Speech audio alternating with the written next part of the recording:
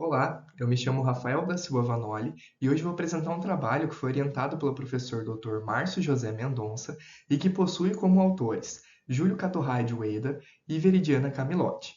O trabalho foi financiado pela CNPq, então foi uma iniciação científica PIBIC-CNPq e tem como título o uso da ozonioterapia como tratamento coadjuvante em exodontias odontológicas, uma revisão de literatura.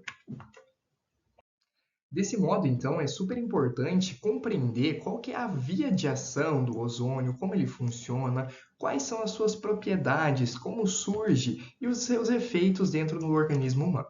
Nós sabemos que a técnica terapêutica da ozonioterapia, ela vem a partir da fundição de moléculas de oxigênio que formam então o O3, que é o nosso ozônio, a partir de um gerador que cria esse tipo de molécula, e as suas aplicações podem ser feitas de algumas formas, como a aplicação do óleo ozonizado, da água e do gás próprio injetado na região.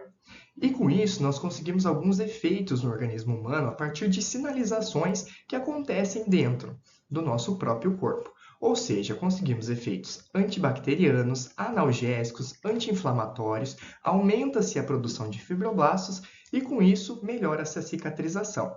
A partir disso, então, temos um benefício de neoformação óssea, redução de inflamação, que podem ser muito benéficos em casos, principalmente de cirurgias odontológicas, que nós queremos reduzir a dor do paciente, reduzir carga infecciosa, ou seja, ter um efeito antibacteriano, reduzir a inflamação, mas não tanto, porque nós precisamos de mediadores e citocinas para conseguir fazer a cicatrização, e ao mesmo tempo conseguimos proliferar melhores fibroblastos para conseguir fazer uma rede de cicatrização.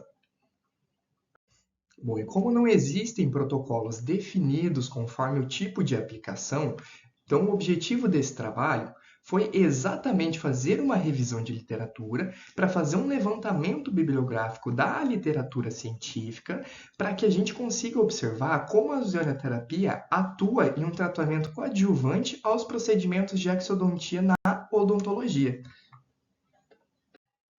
Bom, e agora para explicar um pouco mais os materiais e métodos, nós iniciamos a estratégia de pesquisa a partir de um levantamento da base de dados em diversas delas, como o Embase, PubMed, Lilacs, o Scopus e demais mencionados. Todas as pesquisas elas foram realizadas a partir de uma data limite, que seria o mês de fevereiro deste ano de 2024. A busca de pesquisa ela envolveu palavras-chave que foram combinadas com operadores booleanos, tanto em inglês quanto em espanhol. Então, todas essas palavras-chave aqui foram procuradas em inglês e em espanhol nessas bases de dados para a gente conseguir fazer um levantamento desses artigos científicos. Então, foram utilizadas palavras-chave ozônio, terceiros molares, cirurgia oral, para a gente conseguir, de fato, chegar ao nosso objetivo. Dessa forma, a seleção dos estudos ela consistiu em algumas fases. A primeira fase, após o levantamento desses títulos de resumo, nós carregamos eles no software Ryan. Então, foram selecionados 42 artigos que foram encontrados nessas bases de dados. E na segunda fase, então, fizemos a leitura desses estudos a partir de leitores e pesquisadores que foram selecionados com no mínimo 3, e caso tivesse alguma discordância, nós chamávamos mais um revisor para conseguir observar todos esses artigos e analisar o risco de viés. Dentre desses 42, 24 foram excluídos porque não entraram nos critérios de inclusão, e deles a gente vai explicar um pouco melhor, mas ficaram 18 e depois foram selecionados 14. Os critérios de inclusão e exclusão para essa análise qualitativa, eles buscaram pesquisas randomizadas, estudos de corte prospectivos, estudos de casos controles e ensaios clínicos controlados. E a partir disso, depois fizemos então uma análise desse risco de viés, que vamos explicar um pouco mais agora à frente. Então, após passar pelo Ryan e com todos os revisores selecionando os artigos, nós colocamos eles para analisar qual seria o risco de viés para selecionar apenas artigos que não tivessem nenhum risco, ou seja, que não comprometesse essa análise literária. Então, como que funciona esse software que faz essa análise de risco? Nós pegamos cada artigo e dentro de cada artigo nós extraímos dele informações D1, que seria risco de viés no processo de randomização. Então, seria quando, se esse artigo ele avalia de forma como os participantes foram alocados, ou seja, se foi alocado aleatoriamente, ou se teve uma randomização, ou se não teve. O D2, que foi risco de viés devido a desvios de intervenção planejada, ou seja, a possibilidade de alguns desvios significativos nessa intervenção original. D3, que seria um risco de viés na mensuração desse desfecho. D4, um risco de viés por dados de desfechos incompletos, ou seja, se tinha dados ausentes que não foram tratados e muitos participantes acabaram abandonando o estudo, se isso é mencionado ou não é mencionado.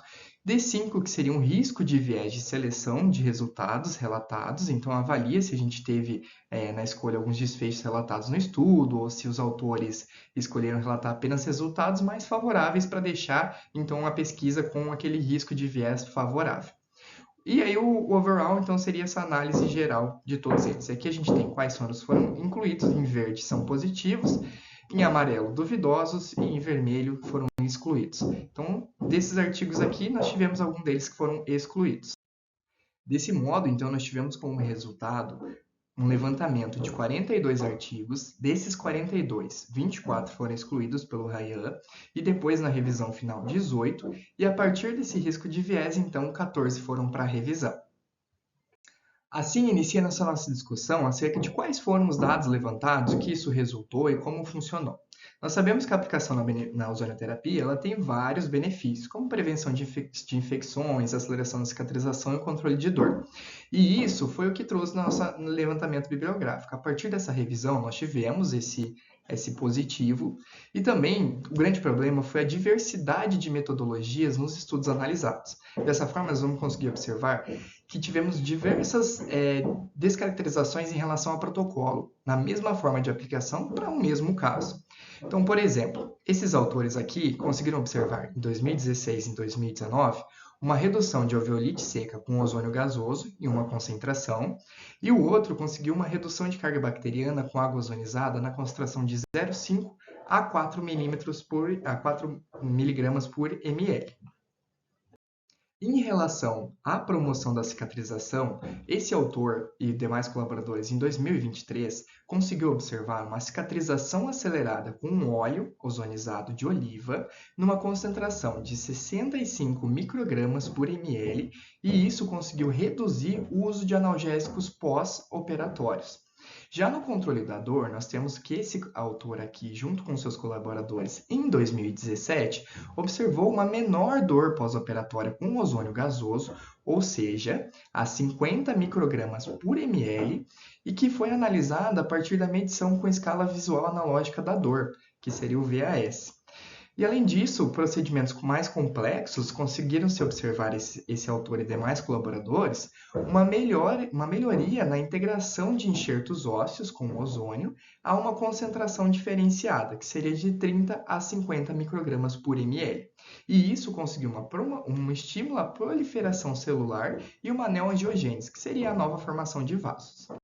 Já quando se fala de pacientes imunocomprometidos, Farajá e colaboradores em 2018 observaram uma menor incidência de infecção em pacientes imunossuprimidos utilizando seus óleo ozonizado em uma concentração diferente, de 14 microgramas por ml.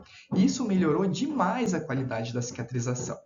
Já uma comparação com antibióticos, Ramírez e colaboradores em 2015 conseguiram observar uma eficácia equivalente do ozônio a 50 microgramas por ml com os antibióticos sem ter efeitos adversos, ou seja, estimulando um efeito antibacteriano.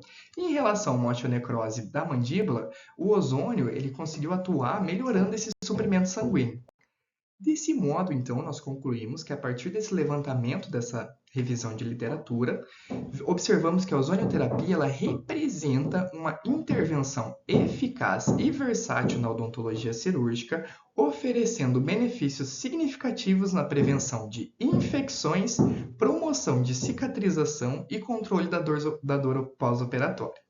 Contudo, existem mais questões porque não existe uma padronização nos protocolos, e a realização de estudos adicionais eles são essenciais para que a gente consiga, de fato, fechar um protocolo adequado para cada situação.